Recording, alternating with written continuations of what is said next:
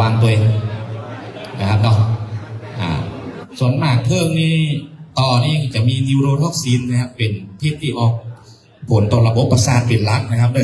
ดังนั้นก็ต้องระวังตัวเองนะครับถ้าเป็นงูนี่เป็นเฮโมท็อกซินนะครับมีผลต่อระบบเลือดและไซโตท็อกซินมีผลเนื้อเยื่อนะครับถ้าเรียนมาก็งูอยู่นะครับตอนนี้โมนะครับครูบาอาจารย์ได้ขึ้นสู่อาสงนะครับพระเถระผู้ใหญ่ขอการพัฒนาบนตัวนี้นะครับเนาะบนตัวนี้นิมนต์หลวงพ่อพระครูวิธานธรรมโสพลครับเจ้าหน้าอำเภอแม่อายวัดแม่อายหลวงครูบาคำอ้ายนะครับระวังเพิ่มด้วยนะครับไผ่ที่ภูมิแพ้พิษไมของเพิ่งนะครับบางคนโดน4-5 ตัวก็เป็นอย่างบางคนตัวเดียวก็ต้องเข้าโรงยาแล้วนะครับเพราะว่าร่างกายคนเรามีภูมิคุ้มกันต่างกันนะครับเนาะนิมนต์นะครับตั้งนอกตอนนี้ตั้งในนี่ก็เหลือนักอยู่นะครับในนี่เหลือนักอยู่นิมนต์ตั้งลุ่มขึ้นมาบนนะครับนิมนต์หลวงพ่อเพราะว่านิมนต์มาทำบนว่ะอันนี้มูที่หน้ามันแห้งมันหมักแง้มตั้งหน้าเก้าอี้หลุยเนี่ยครูบาอาจารย์เอาไปก่อนเอาแถวหน้าก่อนไปนะครับนิมนต์ครับนิมนต์ครูบาอาจารย์นะครับถ้าทุกสิ่งบริวารเรียบร้อยปุ๊บก็จะได้กราบอาราธนาพระเดชพระคุณหลวงพ่อพระครูสุจิตานุรักษ์เจ้าว่าได้จุดธูปเทียนบูชาพระรัตนตรัยนะครับดังวันนี้เราตั้งใจมาทำบุญสุนทานเวลาก็อาจจะขาดเคลื่อนน้อยก็เป็นอย่างนะครับพระเจ้าได้ตรัสว่าสัตว์เราใดประพฤติดีเวลาใดเวลานั้นชื่อว่าเป็นมงคลครับนิมนต์นะครับหลวงพ่อพระครูดุลธรรมโสภิตที่ปรึกษาเจ้าคณะอำเภอฝางก็พอขึ้นมาว่าเนาะคนวัดที่สอนยากนี่มีหลายอย่างมี2-3อย่างนะครูทุกเจ้านี่เนี่ยสอนก็ได้นะรู้ยากแล้วนิมนต์ครับนิมนต์นิมนต์นะครับเจ้านี่ก็ลึกมานะ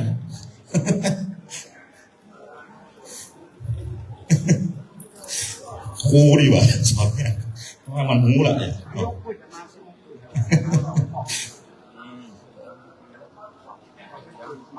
พัดเพิ่มเป็นไหนห่วงเลย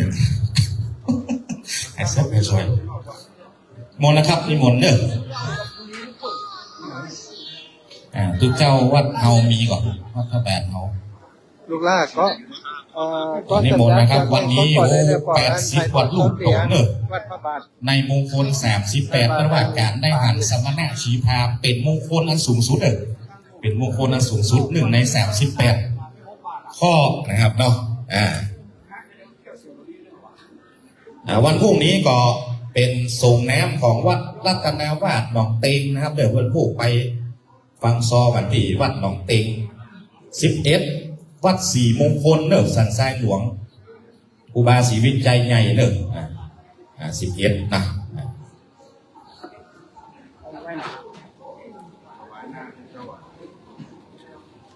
แค่ก่อน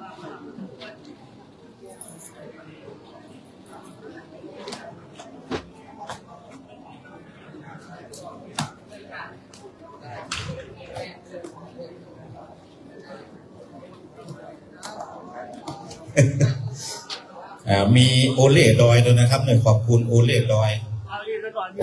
นี่ครับแปลคำไทยของเมียงเลย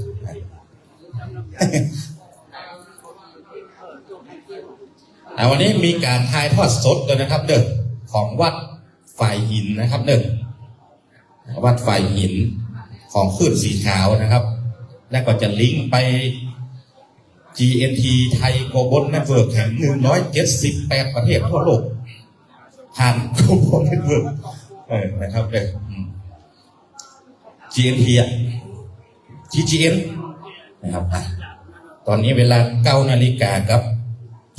49 นาทีนะครับสักครู่หนึ่งก็จะได้วันนี้มีเจียงไฮ้นะครับมีเจียงไฮ้โดยหลายรูปหลายท่านมีสันกับแปงมีสันทรายด้วยนะครับน้องที่หลวงพ่อเพิ่นได้เดินทางไปที่เป็นสหธรรมิกรู้จักกันวัดสันประสักวัดปากทางเจริญ พอพ่อครูอภิวัฒนาวิกรมหัวหน้าขึ้นสีขาวเพื่อจะจัดรายการกันทุกคืนนะครับเนาะตุเจ้าตุลุงยองห้องอย่างโมเดลเนาะวัดฝ่ายหินห้องวัดม่อนเจริญวัดพระบาทนี่ก็วันศุกร์นะครับหลวงพ่อบรรจัดเมื่อคืนวันศุกร์ประมาณทุ่มถึงประมาณ3 ทุ่มวันผูกดอยลางเนี่ยวันผูกดอยลางนะครับไผ่ให้กินยำเมี่ยงวันผูกขึ้นไปดอยลางยำเมี่ยงวันผูกน้ำหยอดเมี่ยงนอกจากไปดอยลางแล้วก็ไปไหว้สาสรีระครูบาหลวงพ่อพระครูมงคลท่านครูบาเจ้าสิทธิอภิวันโนเจ้าของควายธนู2 รุ่นมีรุ่น 1กับรุ่น 2นะครับเดี๋ยวนี้สดแง่เขียวตุกุยก็ละสังขารไปเมื่อละนะครับน่าจะปีหน้าเอาไว้น่าจะพระราชทานเลยนะครับวันพรุ่งนี้เป็นดอยลางวัดอ่างต้นเดือปลูกไปกินยำเมี่ยงกันบนดอกถ้าบรมวลเรียบร้อยแล้วก็9:51 นาทีนะครับเป็นไงยัง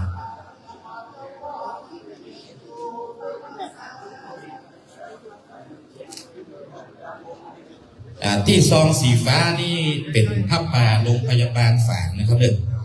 โรงพยาบาลฝางเป็นเวลาตัวเจ้าเจ็บเป็นยังปูนอาพาธเนี่ยก็จะมีปอกปูนกลางของตัวเจ้านะครับอันนั้นก็ตัวเจ้าแต่ละวัดก็ร่วมกันทำบุญจะไปจมนะครับเวลาเขาไปนอนนั่นมันจะหูแค่ของผ้าป่าละนะครับเนาะเวลาไปนอนปักก็วอพอหลังคามากๆดูนะตอนนี้เขาแค่โรยนะครับจะไปนอนห้องยาที่มันแค่โรยแค่หายจึงเอาสักอย่างเนาะเต้กันบอกให้งับให้เลยมาของสิ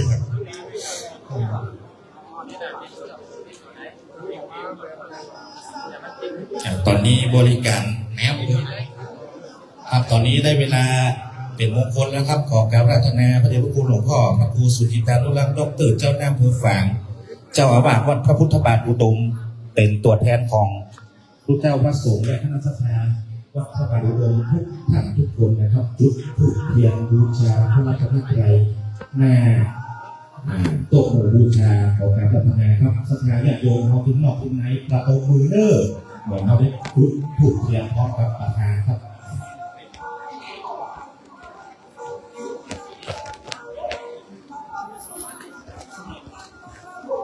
พนมมือให้ผมพูดละ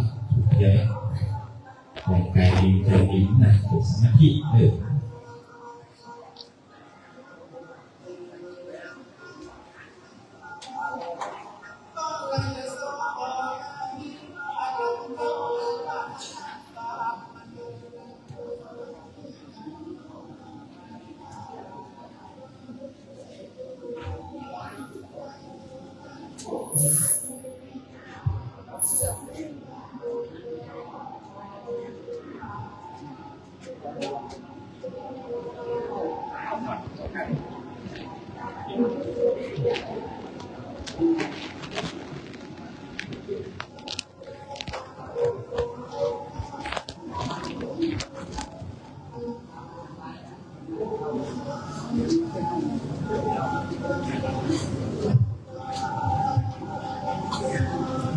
พระมันกันได้อิมินาสการเรนะพุทธังอาภิปูชยามะอิมินาสการเรนะธัมมังอาภิปูชยามะอิมินาสการเรนะสังฆังอภิปูชยามะอะระหังสัมมาสัมพุทโธภะคะวาพุทธังภะคะวันตังอภิวาเทมิสุวัคโต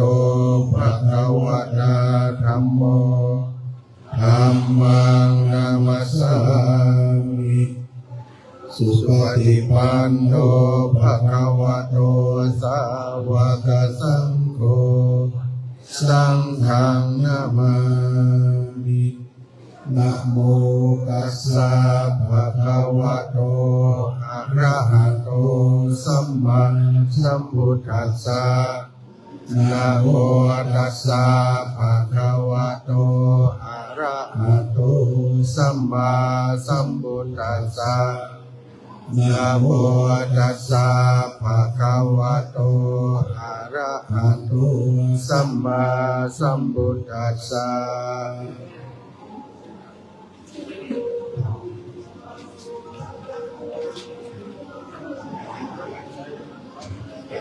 ตอนนี้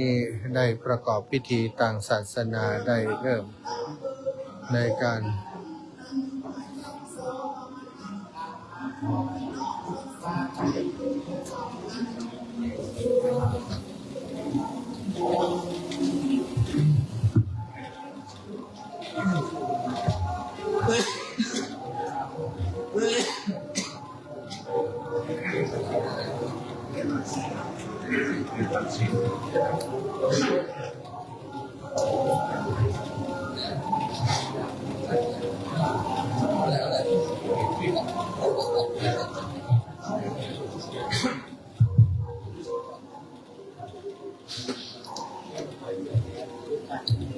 ครับลำดับตอนนี้ไปอาจจะได้พร้อมใจกันสัมปทานศีลห้าแล้วครับสาธุมายังพันเตติสาลาเนนังสาปัญจศีลานิยาจามาตุติยัมปิมายังพันเตลาเนนันสหปัญจศีลานิยาจามาตติยัมปิมายังพันเตติสาลาเนนันสหจาศีลานิยาจามานะโมตัสสะภะคะวะโตอะระหะโตสัมมาสัมพุทธัสสะนะโมตัสสะภะคะวะโตอะระหะโตสัมมาสัมพุทธัสสะนะโมตัสสะภะคะวะโตอะระหะโตสัมมาสัมพุทธัสสะนะโมตัสสะภะคะวะโตอะระหะโตสัมมาสัมพุทธัสสะนะโมภะคะวะโตอะระหะโตสัมมาสัมพุทธัสสะนะโมตัสสะภะคะวะโตอะระหะโตสัมมาสัมพุทธัสสะทางสรณังกัจฉามิพุทธังสรณังกัจฉามิมังสรณังกัจฉามิธัมมังสรณังกัจฉามิสรณังกัจฉามิสังฆังสรณังกัจฉามิยัมปิพุทธังสรณังกัจฉา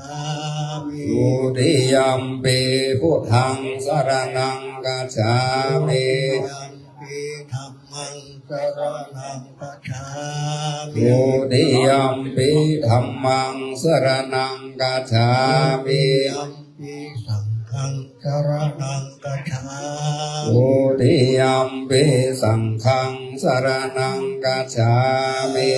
ยัมปิพุทธังสรณังกัจฉามิตติยัมปิพุทธังสรณังกัจฉามิตติยัมปิธัมมังสรณังกัจฉามิตติยัมปิธัมมังสรณังกัจฉามิยัมปิสังฆังสรณังกัจฉามิตติยัมปิสังฆังสรณังกัจฉามินาคามานังวิธิตังอามาพันเตนาติปาตาเวระมณีสิกขาปะทังสมาธิยามิปานาติปาตาเวระมณีสิกขาปะทังสมาธิยามินาทานา เวระมณีสิกขาปะทังสมาธิยา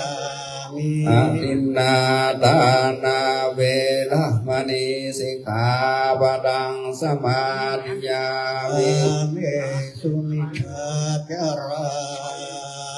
เวระมณีสิกขาปะทังสมาธิยามิ อาเมสุมิชาจาลาเวระมณีสิกขาปะทังสมาธิยามิ ภาวะตาเวระมณีสิกขาปะทังสมาธิยามิ มุสาวาตาเว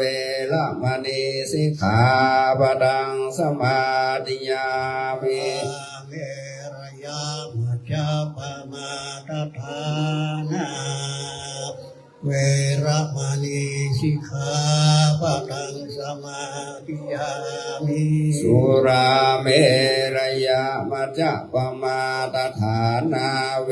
ระมณีสิกขาปะทังสมาธิยามิ อานิปัญจสิกขา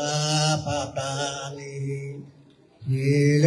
นะสุขติญญันติสีเลนะโภคสัมปทาสีเลนะนิพพุติญญันติตัสสมาสีลังวิโสทะเยปัญญาสีลังพุทธปัญญาตังสมาทานังปริสุทธังนิพพานังปรมังสุขั สาง ธุ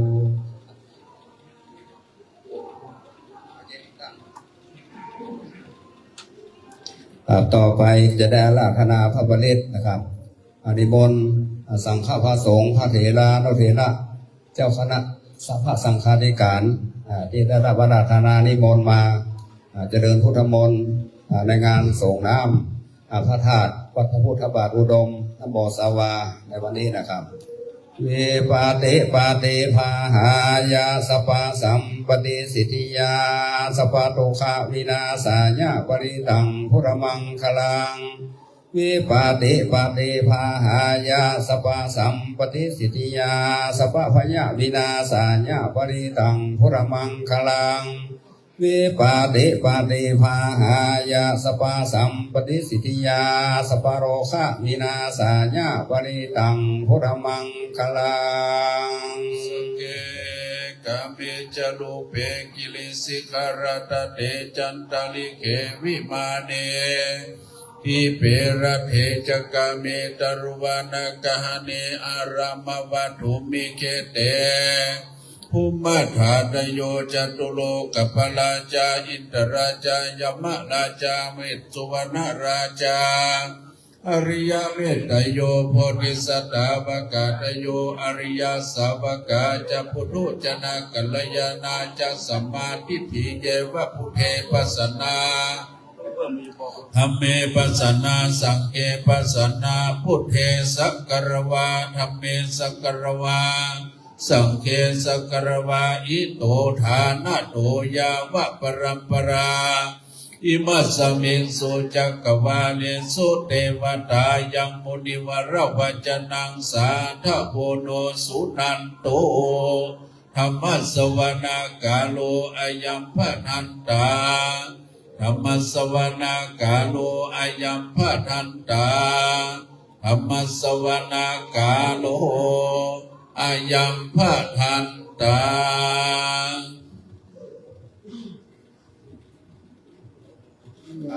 นะโมตัสสะภะคะวะโตอะระหะโตสัมมาสัมพุทธัสสะนะโมตัสสะภะคะวะโตอะระหะโตสัมมาสัมพุทธัสสะนะโมตัสสะภะคะวะโตอะระหะโตสัมมาสัมพุทธัสสะพุทธังสรณังกัจฉามิธัมมังสรณังกัจฉามิสังฆังสรณังกัจฉามิตุติย มปิพุทธังสารนังกัจจามิตุติยัมปิธัมมังสารนังกัจจามิตุติยัมปิสังฆังสารนังกัจจามิตติยัมปิพุทธังกัจจามิตติยัมปิธัมมังสารนังกัจจามิตติยัมปิสังฆังนังกัจจามิสารนังคัมมานังนะโมเมสัพพะพุทธานังทวัตติสาวาราราคันโนตันหังกาโรมหาวิโรเมตังกาโรมหายาสุสารนังกาโลโลกายโตติปังกาโลสุติปราโรโคตัญโยจันนาปะโมกโคมังกาโลปุริสัสสะโพสุมันโนสุมันโนติโลเรวันโตระติวัตกันโนสุปิโตคุณาสัมปันโนนันตสิจานุตตโมปัตตุโมโรกัปปัจจโตนาราโตวาราสารติปัตตุโมตตโลสัตตสาโรสุเมโตอังคาภูกาโลสุจัตโตสัพพะโลกังโกปิยัตตสิหังราสะโพอังคัตตสิกาโนนิโกธัมมัตสิตัมโมโนโดสิตังโตอัสสะโมโนเกติโสจวันตัตตังวะโลพุโสจะปังวะโลพุทโธวิปัสสิจานุปโพสิกิสัพพะหิโตสัตตะเวสัพโพสุขันตัญญโกกัสสุสันโตสัทธาวะโหโกนังกัมมันโยระนัญจโหกัสสะโพสิริสัพพันโนโกตัมโมสังฆยาภูกาโภอัตตวิสัตติสังฆาตาอิเมพุทธามาหิติกาการุณาคุณาสัมปันนาสัพพะโลกาภิปุจิตาเอเตตัสสะภะนาพุทธาอุตตมา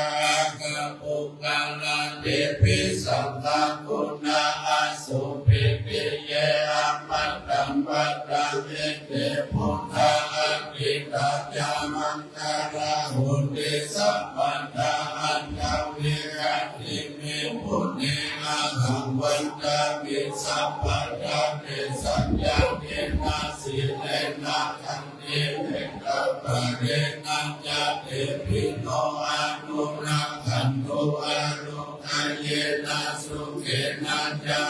ณามิสัตติเมพุทเตโนนะโลสานังนังตังโตกัปปะเนสัตตะสังฆัสสะยิทุกาติโสนังกัจจติหังอาวิสัตติพุทธาภาริตา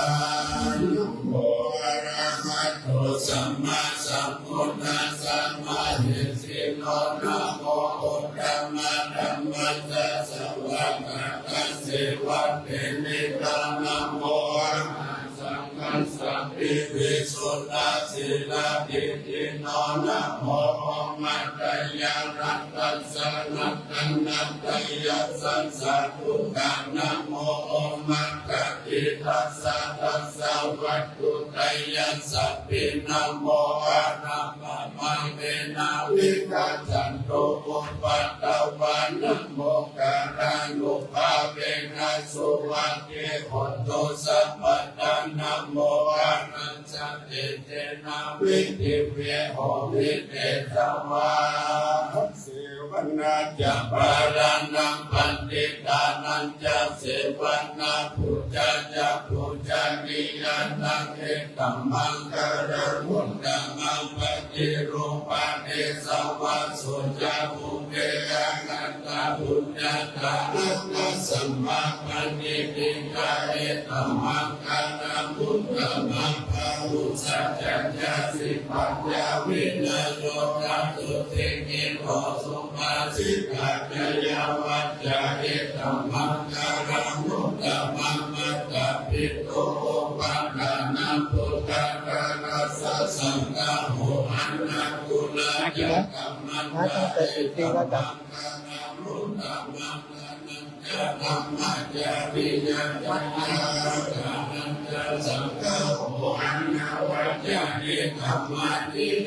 วัดเจ้าสุขดารักษ์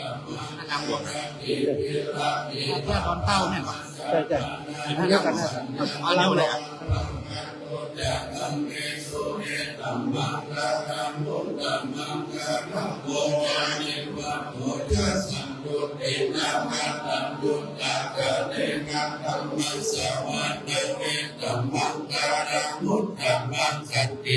สุวัจจัสสะตัสสัมมานานันจะตัสสะนังกะเรนะปัญจเอกัมมังการะมุตตะมังนะโพจะพระมัจจาริยัจจะอาริยสัจจานันตัสสะนังนิพพานาสัจจิกิริยัจจะเอกัมมังการะมุตตะมังพุทธัสสะโลกังยัมเมหิติตังยัสสนะกัมปติอัสสุกัมวิรัจจังเขวังเอกัมมังการะมุตตะมังเอตาทิสันนิกัตวะสัพพะนามาปะระสิตาสัพพะระสุติกัจจันติตันติสัมมังการะมุตตะมังติมหามังการะสุตังยังกิชีวิตตังหิตวาหุระวะสักเขสุวัยยรัตนังปณิตังนันโตสัมมาอาติรัตถกัตเถนะอิตัมปิพุทเทรัตนังปณิตาอิเตนะสัจเจนะสุวัตเตหนตุไทยังวิรักังหัมมัตตังปณิตังยะทัสสะกัสสะกยะมุนีสัมมาอิโกนัตตินะธัมเมนะสัมมาทิกิติอิตัมปิธัมเมระนังตังเอเตนะสัจเจนะสุวัตติหนตุยัมมุตตะเสโทปริวันนายสุจิสัมมาทิมานันตาริกัมยะมะหุสัมมาทินาเตนะสัมโมหวิชติอิตัมปิธัมเมรัตนังปานิตังเอเตนะสัจเจนะสุวัตติหนตุสุปโยธามานาสัตันตินานิกามิโนโคตัมมัสสะสนัมมิเตปฏิปัตตาอัมมัตตังทิไคหารัตถาพุทธานิพุทธิพุทธัมมานาอิตัมปิสังเกรัตนังปานิตังเอเตนะสัจเจนะสุวัตติหนตุกินังปุรานังนับวังอภิสัมภวังเวรัตจิตตายาเกภวัสสมิเกกินาภิจาอาวิโรนิสันดานิพันติอิรายะทายัมปฏิโพหิตัมปิสังเขนะนังปณิตังเอเตนะสัจเจนะสุวัตติหนตุ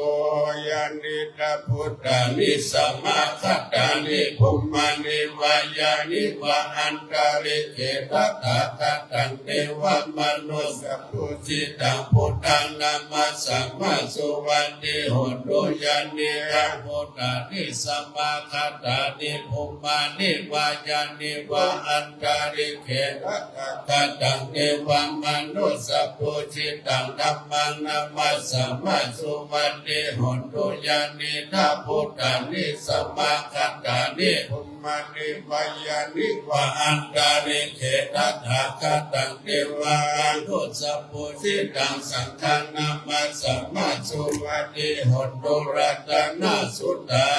งการะนิยามัตตกุสาเลนะยันตังสันตังปัฏฐังอภิสัมมิจัสสะโกอุจุจัสสุอุจุจัสสุวัจจุจัสสะมุตโตอันนติมานิสันตุสักโกจัสสุภาโรจะอัปปกิจโจจัสสะราหุกามุนิสันติดาริโยจันติปะโคจะอัปปะกะโพกุเลสุอานาลุกิโนนะจักขุนังสมาจาเรกินจิเยนะปิญโยปะเรอุปปะวะไดโยสุกิโนวาโน หนโตสัพเพสัตตาภวันโตสุขิตันตาเยกิจิปานาโพธันติตัสสะวะตาวะระวะสิสาติขาวะเยมหันตวะมัชฌิมารัสสะกะอนุกาธุราติถาวะเยจาทิฏฐาเยจาตุเรอเมตุเรพุทธวาสัพพะเวสีวาสัพเพสัตตาภวันตุสุขิตัตตานะปะโรปะรังนิโกเปนะนาเตกตาจินังกิจเจวายาโรสนาปฏิฆาสัญญานัญญามัญญาสตุคามิชัยยามาตายาฐานิยังพุทธังอายุสายกามานุรักเขเอวัมปิสัพพะพุทธสุมาณาสัมภาวะเยอปาริมาณังเนตัญจาสัพพะโลกัสสมิงอปริมาณังอุดังอัโทจาติริยัญจาอาสัมปะดังอเวรังอาสัพพะดังนิตัญจารังนิสินโนวาโนวายังวัตัสสะวิกัตตมิโตเอตังสติอาเตถายารัมมาเมตังเวหารังเอตัมมาอุเดติจาลูปกรรมศีลวัตัสสะเนนะสัมปันโนกะเมสุวินัยเกตังนาหิจตุสยังปุณเรติติการะติยาเมตตาสุตังอัปปมันโนพุทโธอัปปมันโนธัมโมอัปปมันโนสังโฆปัมมานาวันกานิสิริสัพพานิสิกาสัตตปะติอุณานาภิสระโพโมสิกากัตตะเมระกะกัตตะเมภริตาปฏิกัมมันโตพุทธานินะโมภะคะวะโตนะโมสัตตะนังสัมมาสัมพุทธานันติปิโสภะคะวะอะระหังสัมมาสัมพุทโธวิจาจารณะสัมปันโนสุขโตโลกาภิตุอนุตตโรปุริสนัมมัสสรติสัทธาเทวมนุษย์สนังพุทโธภะคะวะติสวะคโตภะคะวะตานะโมสันติติโกอากาลิโกเอหิปัสสิโกโอปันนายิโกเวทิตาโพวิโยหิติสุปฏิปันโนภะคะวะโตสาวกสังโฆอุจุปฏิปันโนภะคะวะโตสาวกสังโฆญาญาปฏิปันโนภะคะวะโตสาวกสังโฆสัมมิจิปฏิปันโนกสังโฆยันติดังจัตตาริปุริสายกขานิอัตถปุริสาภุคลาหิสัพพะคะวะโตสาวกสังโฆอาหุนายโยตักขินายโยอัญชาริการะนิโยอนุตตรังพุทธเจตังโลกัสสาดิโลเกศิระคุณโนสัจจังโสจยานุตตยาเตนะสัจเจมังกะหามิสัจจกิริยาอนุตตรังอวัชชิตวธรรมะพลังภูปะเกจิเนสัจจะพละมวัสสยาสัจจกิริยามัคคาสหังสันติปัฏฐาพัฒนาสันติปัฏฐาอวัจจนามัตตาพิตาจนิคันตาเวทปฏิกรรมสหสัจเจกเตมหังมหาปัจจาริโตสิทธิวัจเจสิโสรัสการิสานิพุทธกัมปัตวายาราสิเกเจนะเมสัมโพนาทิเอสัพเพสัจจะปาราภิเตยันตุนิมิตตังอวะมังคาลัญจโยจามานาโพสกุณาสัสสะโตปะปะกะโหตุสุปินังอาคันตังพุทธานุภาเวนะวินาสเมตุยันตุนิมิตตังอวะมังคาลัญจโยจามานาโพสกุณาสัสสะโตปะปะกะโหตุสุปินังอาคันตังธัมมานุภาเวนะสเมโตยันโตนิเมตังอวะมังคารัญจโยจามานาโพสกุณาสัสสะโตปะปะกะโหตุสุปินังอาคันตังสังฆานุภาเวนะเวนะสเมโตพังสัจสมาภินิมิตาสะโพธันตังกิเมกะลังมุติตะโกลาสะเสนามาลังตานาทิธัมมาวิธินาจิตวามุนิโตปันเตสัพพวัตตุเตจยมังคารานิมารานิเลกามาพิโยติตัสสะปาราติโกรัมปนาระภะกะมะกะมะตัตยะ กังกันติสุตันตเมตินาจิตวามุนิโตตันเตจัสสะภวัตุเตจยมังคารานินาลากิลิกัจฉปารังอติอันตาพุทธังดาวะเกจักกัมมสติวาสุตารุณันตเมตตาพุเสกเวทินาจิตวามุนิโตตันเตจัสสะภวัตุเตจยมังคารานิอุกิตากะคะปฏิอัตตาสุตาภวันติโยชนะปะหังปุริมาลาปันตังอิติปิสังคตามโนจิตวามุนิโตตันเตจัสสะภวัตุเตจยมังคารานิกัตวานะตาลังอิวะกัปปินิยาจิตจายะตุตวะจนังจายะกายะปัจเจสเตนะโสมวิธินาจิตวามุนิโตตันเตจัสสะเตจยมังคารานิสัจจวิหายมติสัจจกวาทเกตุวัฏาปิโรปิตามานังอติอันตพุทธังปัญญาปฏิปัจจาริโตจิตวาอันเตจัสสะภวัตุเตจยมังคารานินันโตปนันตาพุจักกังเมพุทธังมหิเตพุทเตนะเถระพุชเกนะธรรมาปยันโตอินโตสัมเวทินาจิตวามุนิโตตันเตจัสสะภวัตุเตจยมังคารานิทุกขาติเตพุชเกนะสุตตะตังวิสุทธิจุติเมติภะกะพิกานังญาณาคัตเตนะเวทินาจิตวามุนิโตตันเตจัสสะภวัตุเตจยมังคารานิเอตปิพุทธจยมังคาราอัตถกถายุวัจโนตินาติเดสระเตมาตติตัวนาเนกาวิตานิจุปัตตวานิโมขังสุขังอธิธรรมยานาโรสปัญโยมหากรุณิโกนัตโตหิตายาสัพพะปานินังปุเรตวะภารมิสัพพะปัตโตสัมโพธิมุตตะมังเอตินาสัจวัจเจนังอุตุเตจยมังคลังจยันโตโพธิยามุเลสังฆยานังนันติวัตตโนเอวันตวังปิจโยโหหิจยัตสุจยมังคเดปราชิตปรังเกสิเสปะนาเมปุคเดอภิเสกเยสัพพะพุทธนังอังคปัตโตปมุตตังติสุนักขัตตังสุมังคลังสุปะพะตังสุโหติตังสุขันโนสุโมโหโตจะสุจิตังพรหมจาริสุปัตตกินังกายกัมมังวาจากัมมังปัตตกินังปัตตกินังมโนกัมมังปฏิทิเตปัตตกินาปัตตกินานิกัตวานานาปัตตเตปัตตกิเน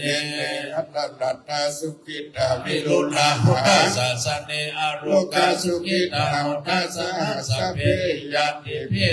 อธิคุณัสสะภิเจโยธัมโมโลเกอนุตตโลสัพพะสัตตาริตตายะตังตวังกนาหิเทวะเต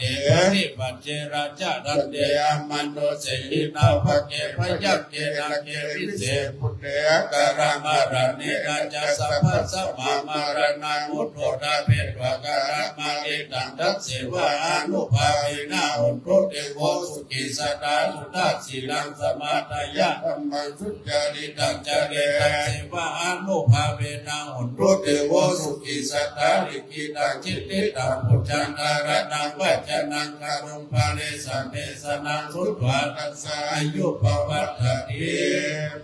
จังเดวังมนุสสังกตุกันดินิกังลัสสังอัมเปตังลาวานันเจวะสัพพะพายาติอินทาสมิเวกัตตาวินิจตุปัญจสัสสะตังยาวาทุขาวินาศตุชีวิตานังตันตุเตชีวิตานังตันตัสสะอายุปันนังสุขพลังชีวิตานังอุปาเวนะอุตโตเตโวสุขิสัตตาชีวิตานังจโยตัตถวาอุตตมังบาลังสรีนังทุกขังนาเสติเปสัจจันตานามุตตมันตัสสมากัลยากัลยานังนิจยังสัมปรายานังปุญญาเนปะระโลกัสสมิปฏิตาติสาวิตานินังอามินาจิวิตานินาทุกขังจักิงวะเวสติติกาสัตตังหันสุขิตารุสัพพตาโยสุตตานิสักกัจจสีลาวัตเตสุตติสุตนาตานังวรังตัตวชีวิตานังมหาพลังเอวังมหิติกายสายทิตาปุญญาสัมปทาตัสสมาธิลาสติอธิอุณกัตถ ปุญญาจติอาทิกุณาสาวิจโยนิติโตสักขัตวะพุทธรัตนังโอสัทธพุทธมังวราหิตังเทวามนุสสนังพุทธเถนะสุตินานัสสตุปัตตวาสเปทุกขาอุปัสสเปตุเตสักขัตวะธรรมรัตนังโอสัทธพุทธมังวรังปริลาอุปัสสมนังธรรมเถเจนะสุตินานัสสตุปัตตวาสเปพยาอุปัสสเมตุเตสักขัตวะรัตนังโอสัทธพุทธมังวรังอาหุนยังปะหุนยังสักขัตเถเจนะนินานัสสตุปัตตวาสเปโรกาอุปัสสเมตุเตนัตถิเมสระนังอัญญังพุทโธเมสระนังวรังเอเตนะสัจจวัจเจนะหุตุเตชยมังคารังนัตถิเมสระนังอัญญังธัมโม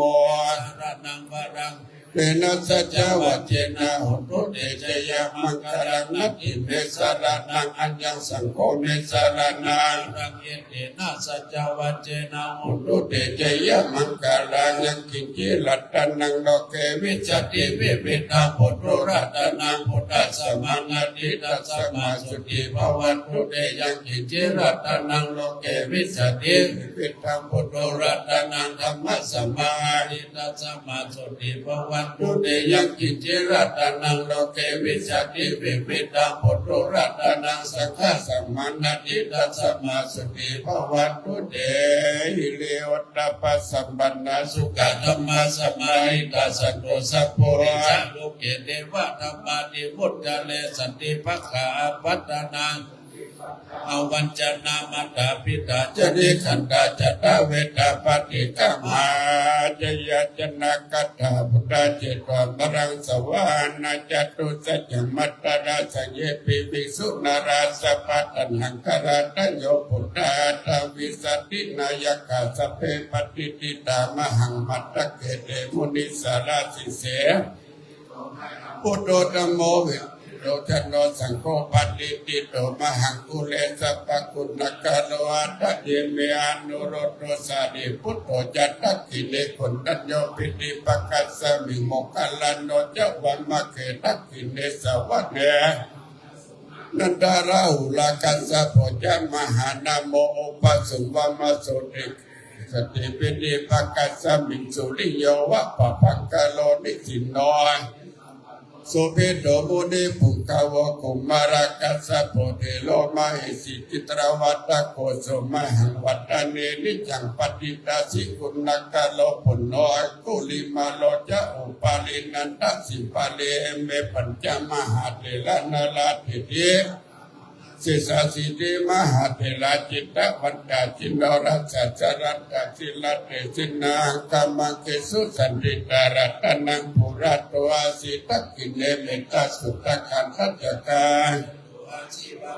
กุลิมาราคังคันธโมราปาริปัญจาตันนาติยาสุตขันอากาศิสัตตันังอาทิสิสัพการะสันติตาทินานังปรังสังยุตเตธัมมาปการะลังกเตวัสสตุเมสกะเจนะสัมมาสัมพุทธปัญจเลวัตตาปิตา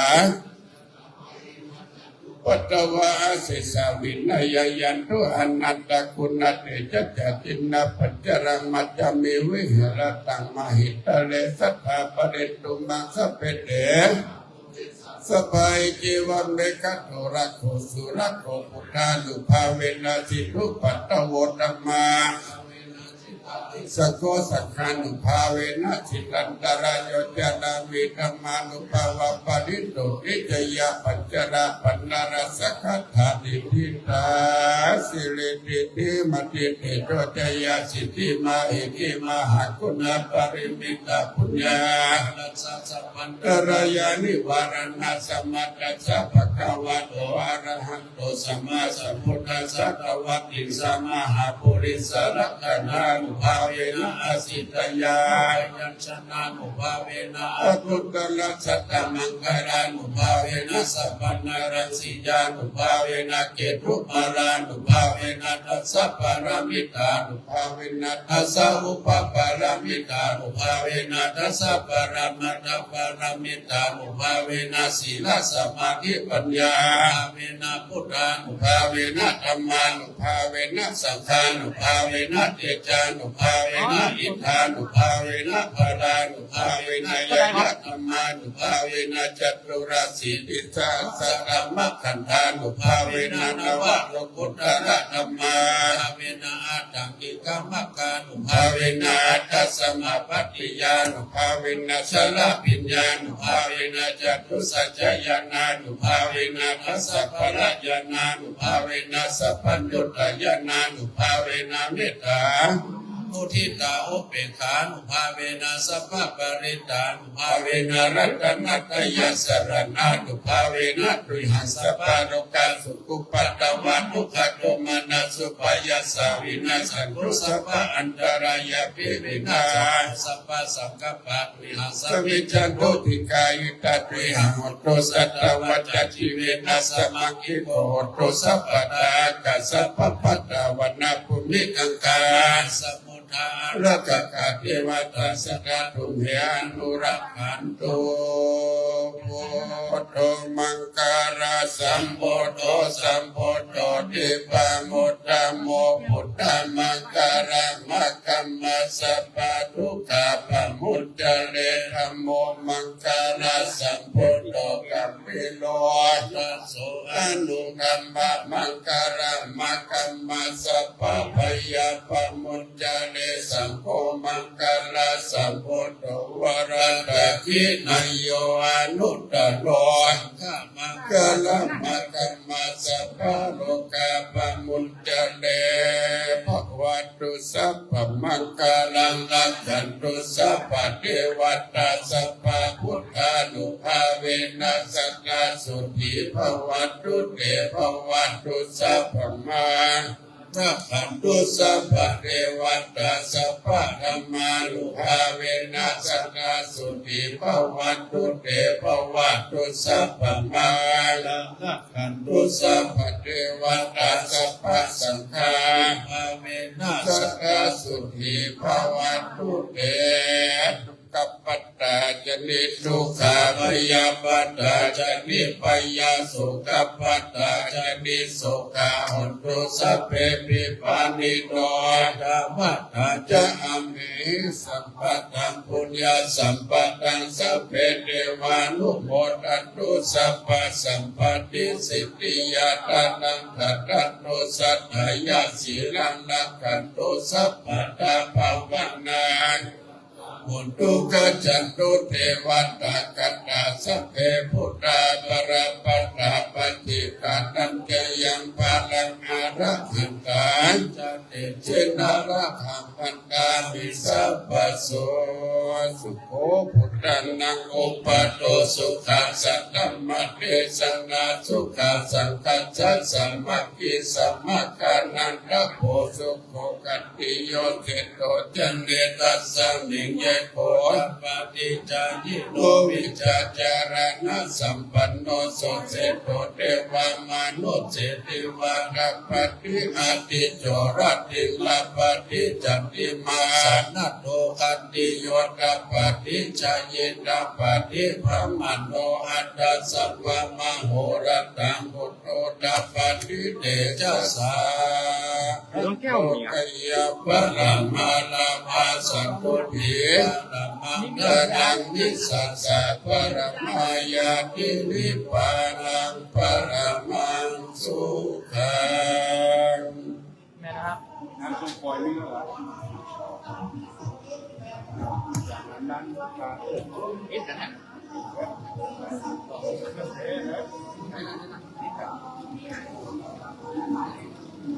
เรื่องอะไรนะอย่า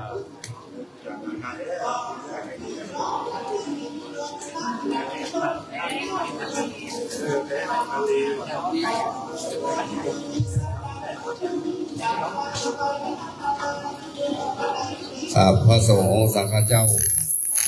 พระเถระนุเถระสังฆเจ้าครูบาอาจารย์พระสังฆาธิการก็ได้เจริญพุทธมนต์เนื่องในงานส่งน้ำพระธาตุวัดพระพุทธบาทอุดมก็เป็นที่เรียบร้อยแล้วนะครับก่อนที่เราจะถวายอาจจะตู้ปัจจัยทายธรรมแต่พระสงฆ์สังฆเจ้าอาจจะได้ขอสุมาขอกินขอทานตามแบบโบราณเมืองเหนือนะครับ สาธุหังวันตามิสัมปะยังเครื่องโคตานสาภาริวานลาลาของทุกภาคนานาบาลีมาพิสัมมานาศรัทธาและโมลันศรัทธาผู้ข้าทั้งหลายหนแห่งห้องภายในไม่มีท่านพระโคสุจิตานุรักษ์ด็อกเตอร์ครูบายี่เกียวเจ้าคณะอำเภอฝางวัดพระพุทธบาทอุดมมาเป็นประธานพร้อมโดยอันเตวาสิโยมเจ้าจุตนจวงหนแห่งห้องภายนอกไม่มีศรัทธาครูบาถาสนิบาลตั้งเขาตั้งหนุ่มและเท่าย่ายิงผู้อยู่คนก็ได้ป้ากายแต่งหางดาตาลในงานทำบุญส่งน้ำพระธาตุวัดพระพุทธบาทอุดมก็เป็นการบูรณะเอิงที่จะงงน้อมมือเป็นตาลจึงมีบูผาบานและน้ำส้มปล่อยมาวางไว้เหนือขันเพื่อจะขอสู่มายังสภาวัตถุนาหลายหลากมินีพองผ้าเสียงอยู่อันตามดังผู้ข้ายักเย็นวานเก่าไว้ยามเมื่อ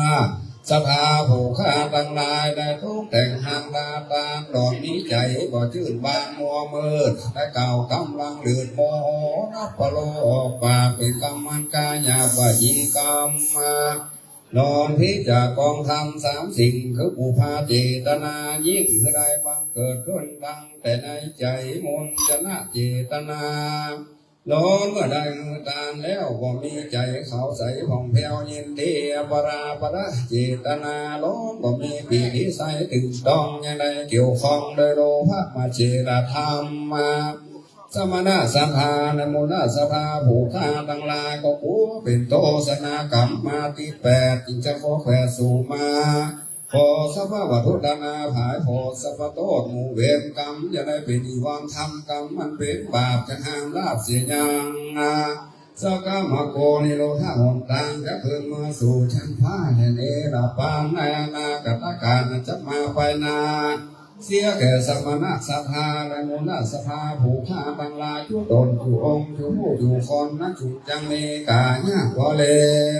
วาจีตัวเลมโนตัวเลสันจิจาปมาเตนวาสันจิจาปมาเตนวากายะกัมเมนวาวาจีกัมเมนวามโนกัมเมนวาติตาโตสังปทุปนาโตสังโยพุทธังธัมมังสังฆังสัพพะวัตถุตานังสัพพังโตสังฆมังตุโนสุรนันโตโมโตเทวราชานาคาอินตาจาพัมมายามโลกาปะทาลานีจักขุตาสิลิมาพิธานาวาสาลักขมันตาติปิตาปุพังกาวรัตนาเสเทตัสมาบุมเหโมตัมนาสุนันโตพนโตฟังลาผู้เทพดาวันอยู่ดังดาวเขตตรงลีอยู่ในนาทีและแม่น้ำทุกขันธรรมสุสราสาลีตั้งต้นยาและวันเลตั้งกิเลปะปะเตตั้งนาเกกุโลเถหสุเลมาวันมีตั้งปุ่มพังกันหาพยักตารักมเหสีตาลาเวเจทีลาตาลาคงอินมนุษย์สโรเมืองดินน้ำมลินจันฟ้าทวนนาตตังกงโซลาสาแผ่ถึงโพมมาตลาดถึงเทวสัญญาขออัญเชิญสัพพะเทวบุตรเทวดาน้อยใหญ่อยู่ก็ไม่เครือวันนาอยู่ดงไรตันหิวหาดอยู่ตาตาคูหาเทวบุตรเทวดาอาสาบังจองผู้แห่งห้องเขตกามาทักษาวัดวาและอาวาอันหาสาพุทธศาสดีลังมานักตาเทวดาเขาหมู่อยู่มาจงถึงสู้อนุโมดัมมนาสิวะละขีญาตานาแห่งสมณะสัทธาและมูลสัทธาผู้ข้าตั้งหลายที่ได้ทำบุญอย่างน้ำหมายตังในงานส่งน้ำพระธาตุไม่ดีคากาวันนี้ยามนี้นะจุจังมีโยสนิสิโนระโพธิญามุเลมลังสาสีนางมหาจริงวิจโยสัมโพธิมากันจริงว่าอนันตัญญาลโนโยโลกุตตโมตังวนามามีพุทธังฟังวนามามีธรรมังตังวนามามีสังฆังสาธุสาธุโอกาสะพันเตคาเดพดิตะไล รัตนาพันเที่ยวพระเกี่ยวเจ้าดังสามประการบัดนี้ข้าก็ได้ดีปานไปแล้วยังเหลือแต่สาลูกแก้วและคำสอนศรัทธาผู้ฆ่าทั้งหลายมายอพนมก่อนน้อมแลตั้งเก้าเกตอยู่ลี30 นิ้วเป็นดอกบัวบานตั้งเก้ามาไว้พระเจ้ากับวันตาถ้าก็มาตั้งศาสนาไว้คือเลี้ยงรอคือเสียงจอบ5 ปันพระภาษาลำดับลำดามาถึงกาลบัดนี้ใส่เป็นพุทธศักราช2569เป็นเดือนเก้าเหนือแหม8 ค่ำบ่ได้วันจันทร์บ่ได้มาชูจอหลอดถึงก็ยังสมณะศรัทธาและมูลศรัทธาผู้ฆ่าทั้งหลายจุโดดอยู่องค์จุผู้อยู่คนนาก็ได้พากันสนงคงฟ้าทุกแต่งแบ่งห้องนำมามีดังอุภาราชาดงดอกเขาดอกไม้เดือลำเตียนเพชรก่อนนาน้ำตาลนาพร้อมตั้งเครื่องใจยาตานทั้งหลายผู้นี้มาทาปันนาไว้กับของสมนาพระทิกะไรรัตนาพันเพียวพระเกี่ยวเจ้าทั้ง3 ประการมีพระมารเท่านี้แล้วเพื่อจะขบาเป็นตามถึงเดิมยังพระพุทธเจ้าพระธรรมเจ้าพระสงฆ์เจ้าจุดโดดจุองค์เขาจุพงเมตตาไหวนาปฏิกาดับเอายังไปยาวทูตามของศรัทธาผู้ฆ่าทั้งหลายกับกายปิญญาลังการพระเสด็จเพื่อบังเกิดกับกายเป็นอุปกรรมโมปะกะตุปันิสัยเป็นพระใจดัง4 กรรมโจโนนายังสมณะศรัทธาและโมลาศรัทธาผู้ฆ่าทั้งหลายได้อยู่ดีขายุมันยิงยาวทรงดังกรรมกรรมฐาธนาใจไฟดุงน้อยใหญ่ใจยิงจุดจังเมบุญญาวาสีเกิดแต่การมุตานาเนื่องในงานส่งน้ำพระธาตุในวันนี้เป็นสงปานนำส่งนำศรัทธาผู้ฆ่าทั้งหลายเข้าสู่แหล่งลงต่างดีเมื่อเป็นป่าละมีมาจุจอดได้บรรลุล่อสมมโนมาบุญนิจจำกายบ่อภาคก็ได้ดีพ้นจากอาบายจะได้ไปกายได้ไปไกลได้สากับไปพระเที่ยวแก่นไทยบวรคิดใจอย่าฟังคอนทางพาสมาธิอาถึงทองผู้สมตั้งของดีมาสามณะศรัทธามูลศรัทธาผู้ฆ่าทั้งหลายขอที่ทราบฝากไปหายังเทวบุตรเทวดาภูมิเทวดาลูกค้าเทวดากษัตริย์เทวดาต่อพระตาเทวดาโสกามาจนะเทวีนิพงมาโยมวลาคุณนางน้ำผลไม้ส่วนนางนักไทยธรณีเจ้าที่เจ้าเด่นเสื้อวัดเสื้อวาที่หักษาวัดวาอารามอีนี้ก็ดีถึงในมันพัตตาโนโมตนาห้ามสมบูรณ์สุขสมนี้แล้วบุญน้ำมาปาโลนนาเมื่อบุญกุศลนี้พบพระหักษาอย่างสมณะศรัทธาและมูลศรัทธาผู้ฆ่าทั้งหลายจูผู้ถูกฟ้องได้ป่วยพ้นเสียยังโจรภัยมนุษย์ภัยอาคีภัยวาทภัยจะได้มาก้ำมากายมีโชคมีใจอยู่ก็มีใจไปก็ขอมีโชคมีลาภให้เจริญโชคเจริญใจของให้เจริญเงินเจริญทองเจริญหน้าที่การงานด้วยอายุวันนะสุขภะอิธรรมกรรมโยปธรรมยังสมณะศรัทธาและมูลศรัทธาผู้ฆ่าทั้งหลายจูผู้อยู่คนจูโดดจูองค์นั้นจุนจังมีอาจารย์โยโนอาจารย์กัมมายะถาปะเลยะถากุเลยะถากุสเลเยมายังพุทธธรรมสังฆเดโสติราตเนโสนาภิวานาโหวากาเยนะวาปะมะตังวากาสิมาทิสวาปฏิกะโลมาเตสังโนพุทโธโนธัมโมโนสังโฆโนพุทโธกะละโวธัมโมกะละโวสังโฆกะละโวนะโมวิสุตังอิปะเวกานาทังสวะคตังอิปะลังภะคินาทังสัพพังโตสังกัมมังโตโนต่อไป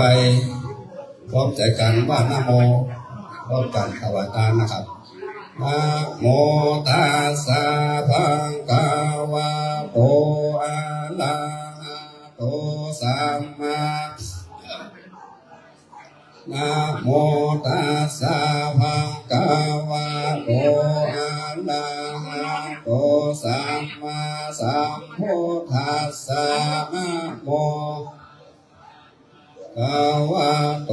อะระหะโตสัมมาสัมพุทธัสสะอิมานิปะยังพันเตภัตตานิสัพพะริวาลานิภิกขุสังคัสสะโอโนชยามะ สาธุโนพันเตภิกขุสังโฆอิมานิภัตตานิสัพพะวิวาลานิปฏิกัณหาโตอัมหากังอิคาลตังทิตายะสุขายะอันเตฆะแดพระสงฆ์ผู้เจริญข้าพระเจ้าทั้งหลายหายมีสมณะศรัทธาพระครูสุจิตานุรักษ์ดอกเตอร์เจ้าคณะอำเภอฝางวัดพระพุทธบาทอุดมเป็นประธานพร้อมโดยอันเตวาสิกโยมเจ้าทุกตนทุกองค์หนแห่งห้องปลายนอกหมายมีเจ้าภาพสังสถานโมทนาข้าพระเจ้าทั้งหลายขอน้อมถวายภัตตาหารพร้อมกับของอันเป็นบริวารทั้งหลายเหล่านี้แด่พระภิกษุสงฆ์ขอพระภิกษุสงฆ์จงรับเอาภัตตาหารพร้อมกับของอันเป็นบริวารทั้งหลายเหล่านี้ของข้าพระเจ้าทั้งหลายเพื่อประโยชน์และความสุขความเจริญจงมีแด่ข้าพระเจ้าทั้งหลายตลอดกาลนานเถิด ครับต่อไปจะได้ประกาศผู้มาปลอบเคนจตุปัจจัยทายธรรมประทานนะครับเจริญพรพ่อนานพรหมพิริยะ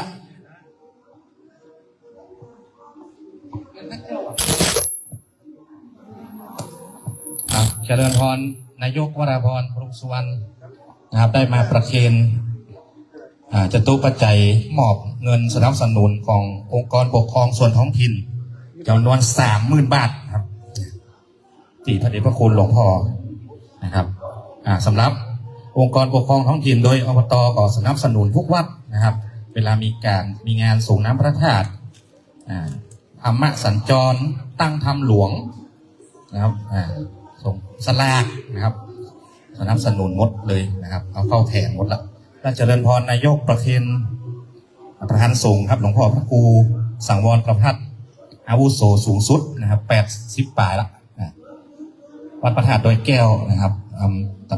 ตำบลแม่งอนวัดห้วยเลิกนะครับต่อไปผู้มีรายชื่อดังต่อไปนี้นะครับก็ประเคนนายกทวีศักดิ์สุธาศรีแนครับนายกเทศมนตรีเทศบาลตำบลเวียงฝางประเคนรูปที่2หลวงพ่อพระครูปฏิภาณธรรมทินนะครับวัดพระธาตุจอมพอนะครับยกเลย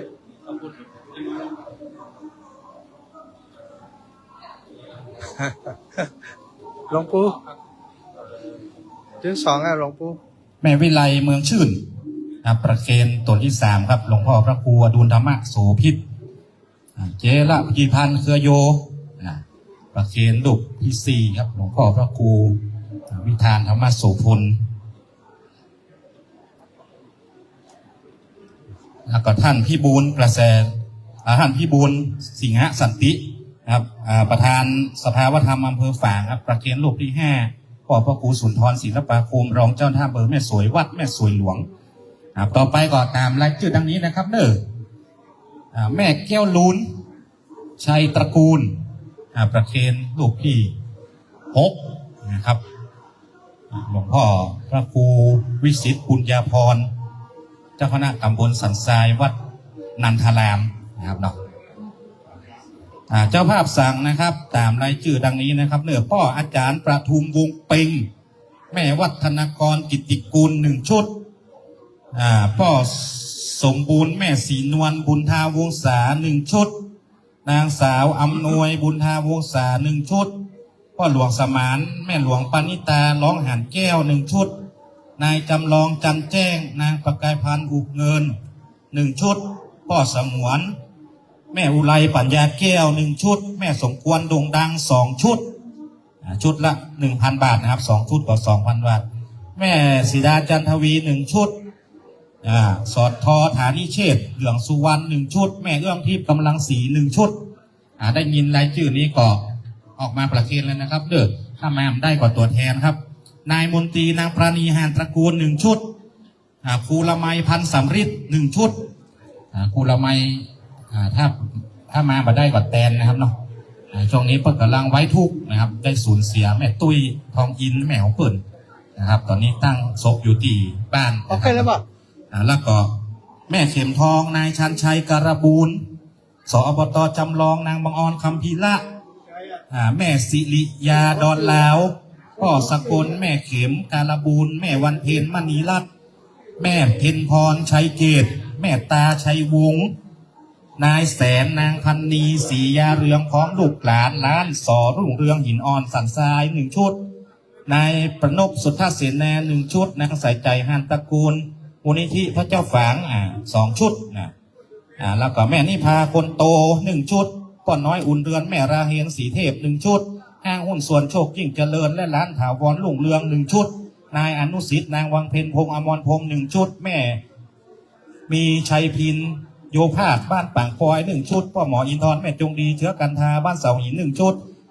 คุณศรีนวลคนโต1 ชุดคุณสมชายคุณสลันสุภาบ้านเด่นชัย1 ชุดนายสมพันธ์นางแสงแก้วกันทวัง1 ชุดนางสาวพวงปากาพรหมเสน1 ชุดแม่อุไรมิตรรุ่งเรืองกิจร้านทองชัยพร1 ชุด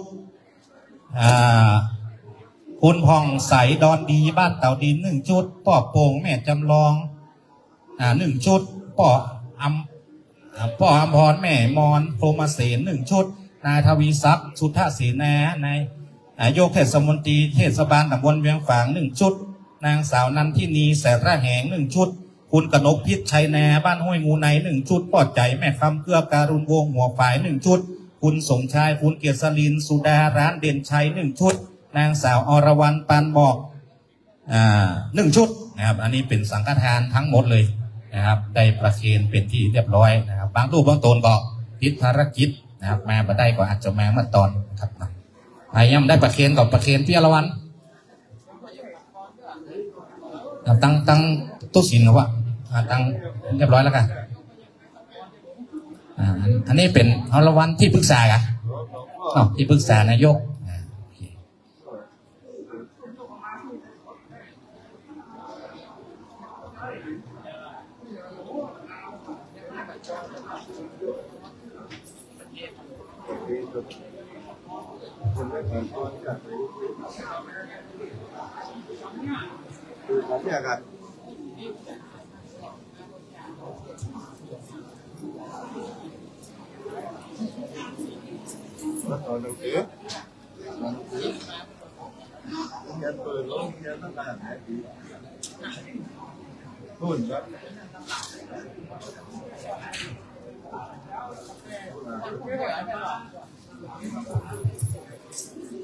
ประเคนเรียบร้อยแล้ว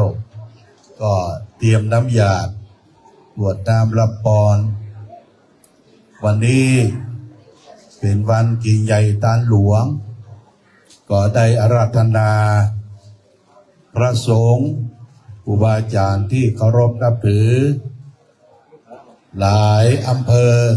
และก็หลายจังหวัดที่ว่าหลายจังหวัดแล้วก็มีจังหวัดเชียงใหม่เชียงราย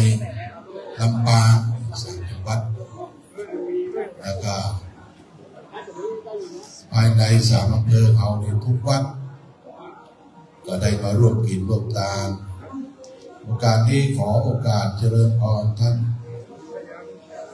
นายกวรพรพงษ์สุวรรณมีองค์การบริหารส่วนตำบลเวียงฝางได้จัดงบประมาณมาช่วยทำบุญอยู่30 บาทแล้วก็ท่านนายกเทศมนตรีทวีศักดิ์สุทธเสนาเทศบาลตำบลเวียงฝางนี่ดูแลงานทุกอย่างทั้งทั้งงานดนตรีมีตีมวยอย่างทุกอย่าง แล้วก็ท่านศรัทธาสาธุชนญาติโยมทุกท่านวันนี้หลังจากที่เรารับพรแล้วทุกเจ้าก็จะได้นิมนต์ไปฉันที่หอฉั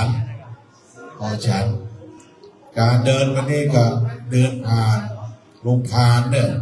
โรงทานไปขอเลยกำลังใจแก่ญาติโยมที่โรงทานนี้เป็นโดมใหญ่แล้วก็ตำบลมีซอสองคณะ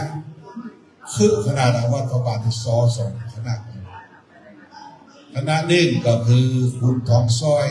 หนองเก้าห้องจังหายอันนี้มาช่วยหลวงพ่อมาซอคณะหนึ่งก็ซอเชียงใหม่อันนี้ก็คุณพันดีและคุณอย่างนู้นจับชื่อมาได้ถ้าจะมาซอรวมกันนี่หัวบอยจะแตกเรือซอคนนั้นซอบูแล้วซอบูนี่ซอตั้งว่าวัดบูแมลงนี่ซอบูนี่ซอประวัติประเพณีต่างๆตรงใดนี่เขาก็เชิญพ่อแม่พี่น้องมีโรงทานทุกอย่างกาแฟอย่างโรงทานทุกอย่างไปฟ้องปิ๊กบ้านปิ๊กจองเตื้อถ้าโรงทานของมดนี่ก็ไปฟ้องปิ๊กเตื้อแล้วก็นอกจากนั้นก็มีอาหารการกินเลี้ยงดูผู้เสื้อญาติโยมท่านสาธุชนทั้งหลายทั้งนอกคุณทางเทศบาลเปิดทำเข้ากล่องเนี่ยเข้ากล่องเลี้ยงผู้ที่มาฟังซอมาไหว้สาบารมีพระเจ้าฝางพระนางสังผิวแต่ว่านี่ก็คึกดีเสียงดนตรีนี่มันดังขนาดไหนเพลงนี่มันดังขนาดว่าตุ้มก็จะได้รับที่ก็ประมาณสักเที่ยงคืนแต่พื้นที่ไผ่ม้าให้เฮินนะ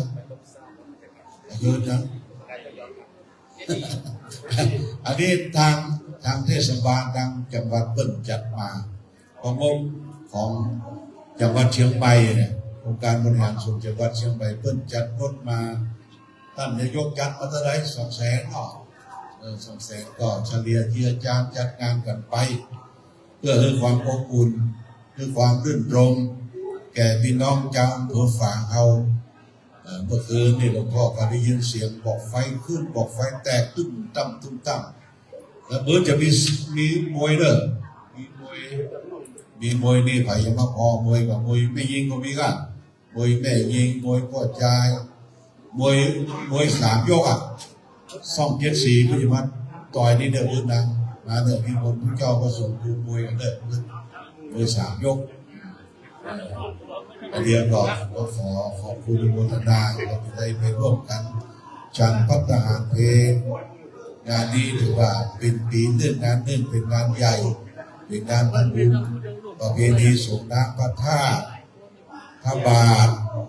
พระเจ้าระแฆงและครูบาเจ้าศรีวิจัยและก็ไหว้สาบารมีพระเจ้าฝางพระนางสังผิวโอกาสนี้ต้องขอบพระคุณครับองค์การบริหารส่วนตำบลเวียงโดยการนำของคุณพระพรพรหมสุวรรณได้จัดสรรงบประมาณมาช่วยและก็ขอบคุณท่านนายกเทศมนตรีเทศบาล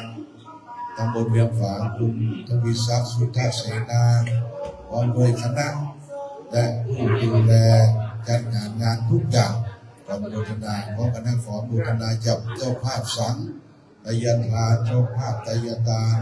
โรงทานอาหารต่างๆขอท่านทั้งหลายที่ได้ร่วมบุญในนี้จงได้มีความสุขมีความเจริญมีความรุ่งเรืองความพัฒนาถาวรสมดังพร10 ประการคือมีอายุวันนะสุขภาระมีปฏิภาณทานสารสมบัติธรรมสารสมบัติทุกทิศวาราธิการมุการทุกรูปทุกท่านทุกคนด้วยเถิด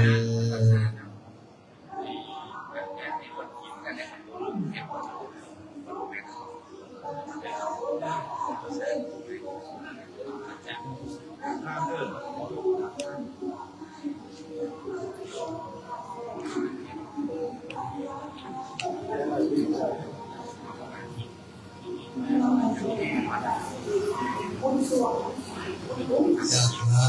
วะริวหาปุราปะเรตุติสาคลังเอวะเมวะอิโตทินังเปตมังปะกะปะตินิสิตังปฏิตังตุมังคิตังเอวะสะเวตตุสัพเพปุเรนตุสังฆปา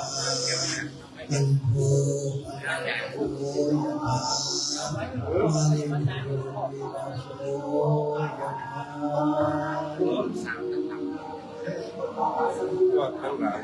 ยาปะโรโอวินาศตุมาเตวะตวันตารายโยสุขีติคายุโกภวสัพเพติโยวิวันตันตุสัพพะโรโควินาศตุมาเตวันตารายโยสุขีติคายุโกภวสัพเพติโยวิวันตันตุสัพพะโรโควินาศตุมาเตภวันตารายโยสุขีติคายุโกภวะอภิวาทนาสิริสานิกังโวตาปัจจายโนอาโรธัมมาวันติรายุวันโน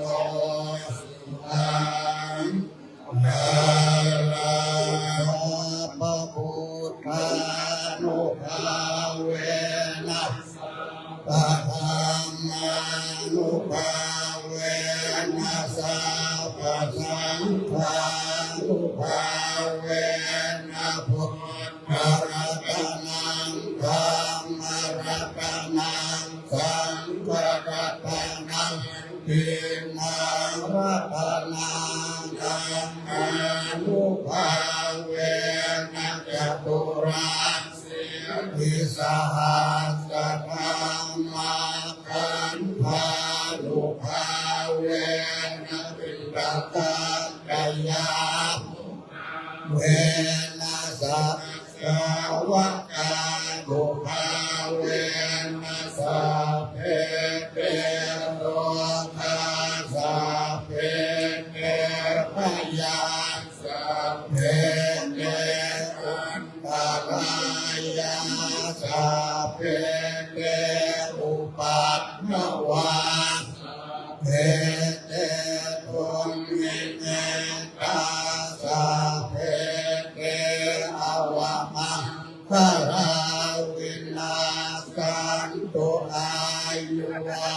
ฏโกตันนวัฏโกสิริวัฏโก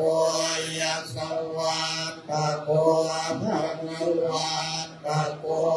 วันนวัฏโกสุขวัฏโกโหตุสัพพะทานกโรคัพยาเวลาโสภะสันตุตุปัฏฐวาอเนกา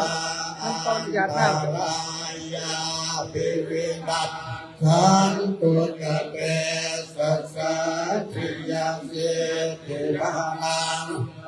อันตัวเทพักยังสุขังพลังสิริอายุวันโพธาโพธังโม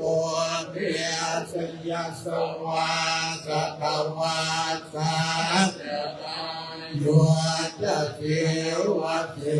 เทภวันตุเตภวตุสัพพมังคลังขันตุสัพพเทวตาสัพพพุทธานุภาเวนัสสะโสทิภวันตุเตภวันตุสัพพมังคลังขันตุสัพพเทวตา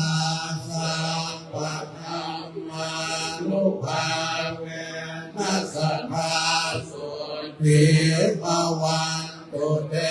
ภวตุสัพพมังคารังขันตุสัพพะเทวตาสัพพะสังฆารุอาเวนัสธาโสทิภาวันตุเตตังกานากัมมังเนวานาปัจจยโยโตโนเนจังเอตังศีลากัมมังเนวานาปัจอนโตโนเนจังเอตังภาวนากัมมังเนวานาปัจโยโตโนเนจังยังเข็มเจโกสาลังกาตาบังกัมมังสาเปอัมเหงกาตังปุญญังโนอานุโมสุนันโตพนโตเยเทวาสามิงทาเนอาเทงกาตาเทกาโยกาสะกาอนโตสัมปัสสะตานังสุขีอาตานังวาลีหาลันโตมาตาปิตาสงเกโตดงคาภาโมจันโตสัมเปยาตังกาสุงเกตาหนโตดงคาภาโมจันโตสัมเปอะยาตังกาสุงเกตาหนโตดงคาโมจันโตสัมเปปิสาสัมเปยาขาสัมเปเปตาสุงเกตาหนโตดงคาโมจันโตสัมเปนักขัตตาสุงเกตาหนโตดงคาวาโมจันโตสัพเพเทวาสุงเกตาหนโตโดคาจันโตสัมเพอาจาริโยปัจจยาสุงเกตาหนโตดงคาวาโมจันโตสัพพะสัมปะโยจามิจันโตโววันตาวิมุตถังสัพพะเมวะโทสังคัมมาทะเมพันเตวันตามิธัมมังโทสังคัมมาทะเมพันเตวันตามิสังฆังสัพพะเมวะโทสังคัมมาเมพันเตวันตามิโคโรปัจจยาสัพพะเมวะโทสังคัมมาทะเมพันเตวันตามิกัมมาทานังสัพพะเมวะโทสังคัมมาวันตามิอาลาเมพัทธาสีมายังสัพพะเมวะโทสังคัมมาทะเมพันเตวันตามิเจติยังสัพพังสัพพะทาเนสุปฏิสาเลลาคาโตมาโพธิปุณธารูปังสักกานาสักกานากาโลเกเทวาโลเกธัมมาโลเกจัพโพเดเปลังกาติเปสาเลลาคาโตโยโยอัลลาหันตาคาโตโยเจติยังกันทาโกติงจาโตลาสิดิสาเสธรรมะขันเทอาเจติยังอหังวันตาวิสาวาโสกาเยนะวาจาญาวาเจตสาวาผู้เทกุกัมมังภกตังมายยังพุทโธปฏิคันหันตุจยังตังกาลันตะเลสังวลิตุงวะพุทเทอาเยนะวาจาญาวาเจตสาวาธัมเมกุกัมมังภกตังมายยังธัมโมปฏิคันหันตุจยังตังกาลันตะเลสังวลิตุงวะธัมเมกาเยนะวาจาญาวาเจตสาวาสังเคกุกัมมังภกตังมายยังสังโฆปฏิคันหันตุจยังตังกาลันตะเลสังวลิตุงวะสังเคต่อไปขอขมาสังฆวสงฆ์นะครับวันตามิพันเตสัมปังอาปะลาทังคัมมาทะเมพันเตมยัง ปังปุญญังสามินาโมดิตาปังสามินาปังปุญญังไมหังกาตาปังสาธุอนุโมทามิ กายกรรมังยตาธรรมังอนุกรรมังสังกิจจาสังกิจจาปัมโตสังกมันตุโมจัตตารโอธรรมาวันติอายุวันโนทุขังปะรา สาธุสาธุสาธุข้าพบใจกันลาภะหันพระทานิมะยังพันเตอาภูชามะต้องกิจจามายังโอกละนียา ยัสสะทาเนตุเมกะลังมยัตถา สาธุพันเต ติยานโตโอติยามัวเลกังขยานังนังทิวัตโนเอวังตวังวิจโยวิสยาตุขิยามังกะเลอปาราจิตาพันนังเกสิเสวิโมคาเลอภิเชเตสาปะพุทธานังอาคัปปันโตปะพุทธาติสุนาคาตังสุมังคารังสุภาพาตังสุติตังสุขันโนสุโมโหโตจักสุยิตังพระมัจจาริสุปะทะอินังกายกัมมังวาจากัมมังปะทะอินังปะทะอินังมโนกัมมังปฏิปิเตปะทะอินาปะทะอินามิขตวานปันตาเวปะทะเว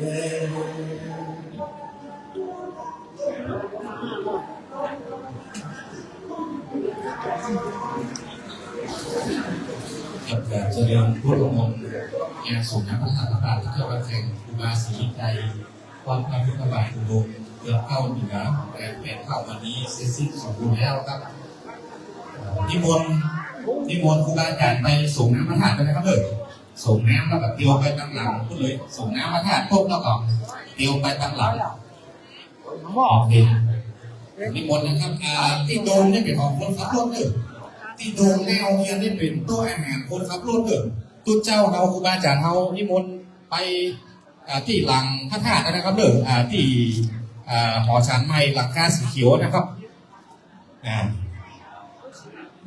นิมนต์และเจริญพรนะครับเมื่อครูบาอาจารย์เข้าไปส่งน้ำพระธาตุก่อนมีพระธาตุแล้วก็พระบาทตัวเองพระบาทก็จะอยู่ข้างพระธาตุนะครับเนาะถ้าไผ่แข้งขาดีก็ตักไปโหดครูบาศรีวิจัยตำบลเด้อเดี๋ยวนี้พ้นแปลงตั้งใหม่ขึ้นตั้งแน่ละขึ้นสบายเด้อผลตั้งขึ้นสู่สวรรค์สถานญาติโยมเอาก็เลือกเต็มที่นะครับเลือกโฮมทานก็มีเป็ดประมาณเกือบซาวนะครับรายการอาหารเอาแต่ละคนมากมีพัดสีเอี้ยวมีข้าวผัดมีพัดกับข้าวมีก๋วยเตี๋ยวพัดมีพัดไทยมีแกงเห็ดไก่แกงเห็ดหมูเราไปเลือกเอานะครับเลือกขอบคุณอนุโมทนาครับนายกวราพรพงศ์สุวรรณนายกอบต.เวียงสนับสนุนงบประมาณ 30,000 บาทนะครับแล้วก็ท่านรองนายกประนอมเตจนังท่านนายกเทศมนตรีเทศบาลตำบลเวียงปางทวีศักดิ์สุทธาเสนาพี่นานจันทร์คำมั่นนะครับหรือว่าพี่นานทาประธานสภาวัฒนธรรมตำบลเวียงนะครับคุณพี่บูลสิงหสันติประธานสภาวัฒนธรรมอำเภอฝางรอดถึงพี่น้องศรัทธาญาติโยมเฮาทุกตนทุกองค์นะครับเด้อนิมนต์นะครับครูบาอาจารย์นิมนต์ทุกตนทุกองค์นะครับขึ้นฉันพระตังงานเทนบ้านนี้นะครับเจริญพรท่านนายกเขาไปกินข้าวเด้อท่านอันพี่นันจันดูนะครับอันจัดตีคือท่านนายกว่าลาพรนายกทวีศักดิ์แห่งหนึ่งสักโต๊ะ2 โต๊ะเด้อนะครับที่ในโดมเนี่ยจัดเดี๋ยวอันเอาไว้ที่นายกรองนายกในโดมแนวเฮียนนะครับเพื่อขอกันไว้ให้ทีมงานของนายก ทอยนายกบุญนะครับพ่อหลวงเก่าวันนี้เป็นนายกเทศมนตรีละเนาะก็กินข้าวกินน้ำกันได้นะครับเนอะภัยที่บายากนั่งโต๊ะก็พอลงทานเนอะลงทานมีหลายอย่าง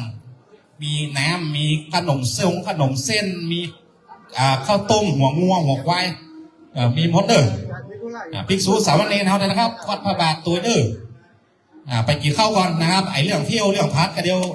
หลังงานนี่แล้วเขาก็ไปเที่ยวก็พัดนะครับเดือดเน้นเขาไปกินข้าวก่อนไปเลยไปกินข้าวก่อนเดี๋ยวก็ปิ๊กมาเที่ยวมาต้องกลัวมันต้องได้เที่ยวแน่นอนดีครับเจริญพรนายกการโต้ไปคือทีมงานนายก2 โต้เนอร์นายกอบตนายกเทศบาลไปละพ่อหลวงบ้านเฮาบริการเนอร์พ่อหลวงสมานแล้วก็ผู้ช่วยผู้ใหญ่บ้านประธานสตรีแม่บ้านดูแลนายกเขาด้วยวันนี้ถ้าบอกฟังไปไหนก็ฟังซอหรอฟังซอกันก่อนซอถึงหมอกถึงในเมื่อคืนมีมวยตั้งบนนี่มีโปรโมเตอร์เนอะตั้งลูกนี่มวยมันมีโปรโมเตอร์จับคู่คนเดียวก็มีจำเริญอยู่ด้วยกันไม่ใช่ว่าผมเขาอยู่ตำบลเดียวกันอยู่ตำบลพระธาตุอยู่กับอาจารย์อยู่ต้นพึ่งนะวัดแสมคนหนองมะนาว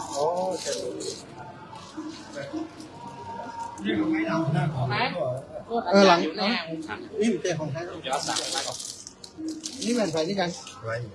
เอาแม่สาวมาเอาเนอะเอาของอาจารย์กับของตู้ไม้เพราะที่ของแม่สาวนั้นเอาไว้ส่วนบุญคนแม่มันมีเขา